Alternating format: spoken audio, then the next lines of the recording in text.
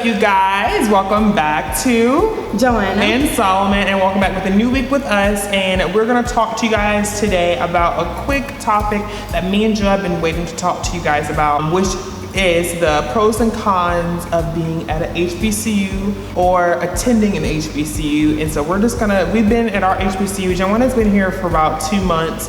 I've been here for going on a month, and we're just gonna go on our experience, but I've also been at another HBCU, so really kind of like I've had the experience, and we both equally have kind of gotten the experience, and we know what to expect or anything like that, especially at a small HBCU like where we're at. We're at maybe at a big, where you were, maybe it was different, slightly different. Right, and it's always different like that. So me and Joanna, like if you haven't watched our other videos, we attend Johnson C. Smith University here in the Queen City of Charlotte, North Carolina. My major is computer sciences and hers is undecided, but right now I've currently, changed my mind and stuff like that. And that's one thing we're going to talk about HBCUs, but we're not going to make it too long, kind of quick and easy. Now, I think the biggest con, I don't know if this is for all schools or maybe just HBCUs, but the admissions process is a headache. You should give more your input than I have, because the back and forth is what really kind of pushes students to not want to attend. I really feel like the financial aid part is what makes students not want to even go to college. Not even want to attend. It just because it's just something that makes you want to just say, forget it. Let's throw it all in the table. I don't care. I'll go to community college or something like that. Yeah. And I feel like bigger colleges out there, if you have come across this video, please, I know it's a big headache and there's so many students you have to account for, but you got to be considerate that sometimes, like Joanna, they're doing this by themselves. And they don't have a lot of the higher support system to do these. And then her family, I mean, they're understanding it too, but they're not as understanding of the process. Let's say like me, I'm one of the first ones to actually attend college and leave home and go far away from home. Right. I feel like schools should be understanding that we're on the edge. It's like we want to go to college, but if the slightest thing happens, we might just fall off and just say forget it. Right. Because I was honestly at that point where I was like, you know what, whatever, never mind. And it's just FAFSA. And FAFSA, if you watch this video, you guys need to find not an easier way, but more of a more thorough way of how to do this, because it's just too complicated. It's too complicated. Maybe it's because of the security purposes and because it's like money involved. Yeah, and then you're getting money from the state or whatever, or the government. But you gotta understand that process. Students out there, future students, it's just you have to take it one bite at a time. You can't try to do it. And if you have a parent or someone that can help you, counselor, you need it. You cannot do it alone. You can't. If you do it alone, it's gonna be like a complete mess. A school counselor to help you, get your, mentor in high school to help you. Anybody that you think can help you, let them help you. Yeah, but that's like the biggest thing to kind of tackle. Also with HBCUs, I would say kind of like, well, our school calls it Smith Seminar. That's a big thing, because basically you're just learning about the history of the school, and HBCUs run real deep into And I was going to say, a lot of HBCUs actually have that. Smith also is just one of them that they do that. I was at Central, and they had it called Dimensions of Learning, and you learn the history of your school. And I think every HBCU, that is a mandatory class. I actually like my Smith Seminar class, because we haven't started talking about the history of the school yet. Right now, we're just kind of learning about each other and stuff like that. Organization and things like that. My teacher has told us, you don't have class today, go uptown and explore with your new friend or whatever. She would pair us up with somebody we don't know.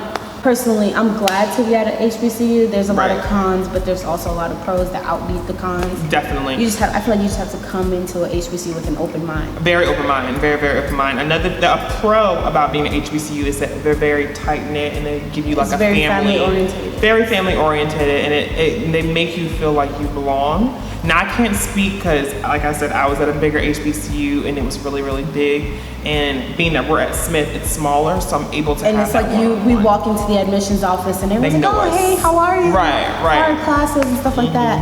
And now when you walk around campus, you see everybody you know, and it's not like new. It's actually a good thing to like know more than 3 or 4 people. Not be friends with them like Oh my we're God. best friends, like, you know, but just know people. And you can't be antisocial at a HBCU. You really can't. It's just too, especially HBCUs, there's so many events. I want to say another pro is that there's so many events to go to at a HBCU. There's so many things that you attend to that you should always attend. Fraternities, I didn't know anything about Greek life until you went to until HBCU. I came here, because as you guys know, I'm not gonna say none of my family members went to college, but like my parents and stuff like that, they kind of just, you know, they came here from Dominican Republic and whatever.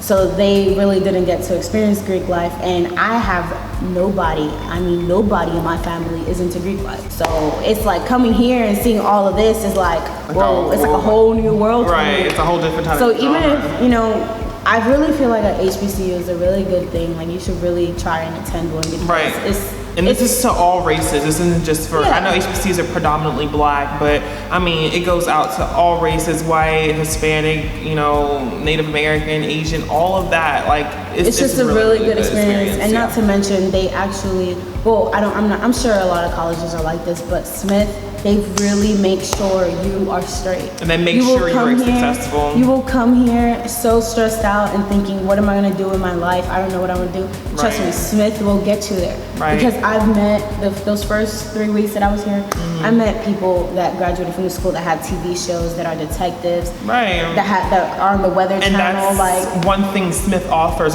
We're giving our school the props because it's just really, really amazing.